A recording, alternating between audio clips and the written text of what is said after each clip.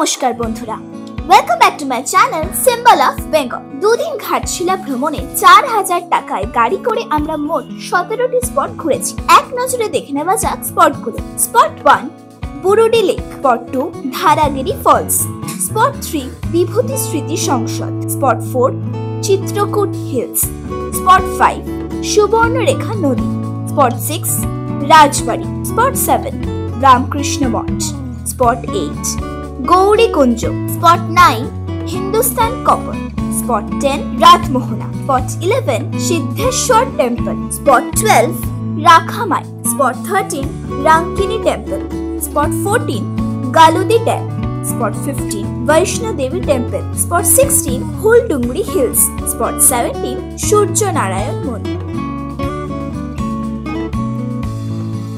আমাদের আজকের video spot 9 Hindustan copper limited.